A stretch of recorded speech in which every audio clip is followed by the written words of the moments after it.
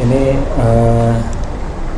pertanyaannya, gimana kalau saya pernah ada momen dimana meragukan Allah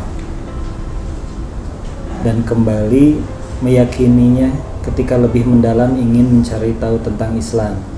Apakah dosa saya yang meragukan Allah di masa lalu dan apakah bisa dimaafkan? Gak ada dosa yang gak dimaafkan. Innallaha yaghfiruz dzunuba jami'a. Sesungguhnya Allah mengampuni dosa semuanya, termasuk syirik. Syirik itu baru gak dimaafin kalau seseorang meninggal dalam keadaan musyrik. Tapi kalau dia belum meninggal dan bertaubat, mau syirik, mau meragukan Allah, mau dia durhaka ke Allah dengan menuduh Allah dengan tuduhan-tuduhan yang gak benar, semuanya asal dia bilang astaghfirullahalazim Rabbi zalamtu nafsi faghfirli, ya Allah saya sudah menzalimi diri saya sendiri, maafinlah saya, ampunilah dosa saya. Allah ghafurun rahim, Allah maha pengampun lagi maha penyayang. Itu dalilnya bahwa Allah pasti maafin. Allah ghafurur rahim, maha pengampun lagi maha penyayang. Gak ada yang gak dimaafin gimana pun masa lalunya. Ustaz, saya di masa lalu itu jahat banget. Bukan itu intinya. Mau taubat gak? Kalau mau taubat, cara taubat dengan Allah itu sederhana. Allah tuh gak ribet, cukup menyesali, bilang Allah maafin saya dengan bahasa kita boleh, dengan bahasa Arab Rabbi zalamtu nafsi faghfirli boleh, atau Rabbi firli wali walidayya boleh, apapun yang kita hafal Allah hapuskan. Segampang itu Ustaz, segampang itu. Terus kalau kita ulangin, itu masalahnya. Masalahnya itu bukan di Allah, masalahnya di kita. Kita benar nggak mau taubat? Kalau kita benar mau taubat, kita bikin dosa sekian puluh tahun, lalu kita mengatakan astagfirullah sekali aja, maka puluhan tahun dosa kita itu semuanya dihapus sama Allah. Masalahnya kita kadang-kadang mengatakan astagfirullah dengan hati yang belum mantap. Astagfirullah kita itu hanya gara-gara kita lagi ada masalah. Astagfirullah kita itu hanya sepintas aja, terus nggak dilanjutin dalam amal-amal soleh, akhirnya taubat kita belum nasuha, belum sempurna. Kalau kayak gitu, Allah nunggu sampai taubat kita benar. Astagfirullahaladzim, udah Allah hapuskan, diulangi lagi. Ya Allah, ya udah Allah tunggu sampai kita benar-benar ninggalin dosa itu, nggak ngulangin lagi, dan meninggal dalam keadaan sudah meninggalkan dosa tersebut. Itu kan dilihat akhirnya ya. Makanya kalau kita belum berhasil, coba lagi aja. Coba lagi selama masih dikasih nyawa sama Allah, kita coba lagi aja dalam proses taubat. Ya, soalnya mungkin pas ya istilahnya iman lagi ngedrop, jadi datang lagi ragunya.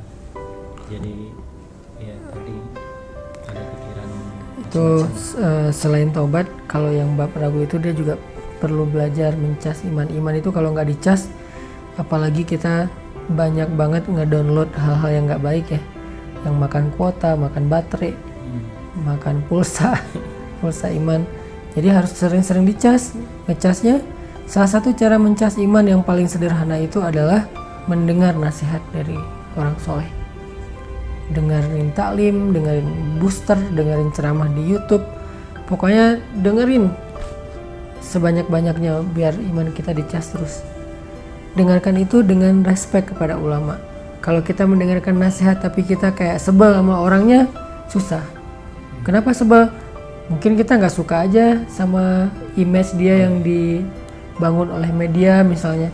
Ya susah kalau kayak gitu. Tapi kalau kita mendengar dengan respek dan berhusnuzon bahwa dia itu orang soleh yang perlu kita dengarkan nasihatnya, itu akan kerasa. Pernah nggak dengar ceramah ke orang yang menurut Inong biasa aja, ceramahnya tuh bagus tapi kayak nggak berasa. Iya. Atau ceramahnya sederhana tapi karena kita respect sama orangnya jadi kayak berkualitas gitu kan. Penting menghargai orang lain itu penting. Sahabat mendengar nasihat dari Nabi itu langsung naik imannya. Kenapa? Mereka sangat menghargai Rasulullah, mereka sangat menghormati Rasulullah. Coba kalau kita ketika mendengar nama Rasulullah itu kita langsung kayak ada rasa, wah ini bukan orang biasa nih yang disebut, yaitu sosok Rasulullah SAW. Minimal kalau mau lebih ideal sih kita bilang Sallallahu Alaihi Wasallam. Kalau orang zaman dulu itu sampai Sallallahu Alaihi Wasallam. Jadi selalu angkat tangan dan itu nggak malu buat mereka. Kayak kita nggak malu pride dengan sesuatu yang sifatnya kehidupan anak muda, harusnya dengan Rasulullah juga Shallallahu Alaihi Wasallam. Itu bentuk ekspresi penghormatan mereka, sehingga hadis nasihat Nabi itu, sunnah Nabi itu jadi sesuatu yang bernilai dan berharga. Gara-gara yang ngucapinnya adalah Rasulullah SAW. Jadi balik lagi ke yang tadi, tetap dimaafkan ya. Pasti dimaafin. Allah sendiri yang berjanji, yaghfiruz dzunuba jami'a. Allah mengampuni semua dosa, sehingga Allah katakan la taqnatu min rahmatillah, jangan berputus asa dari rahmat Allah. Maksud berputus asa di sini, berputus asa minta ampun, berputus asa untuk taubat, berburuk sangka seolah-olah dosanya udah nggak keampunin lagi, itu namanya berputus asa. La taqnatu, jangan berputus asa. Sip.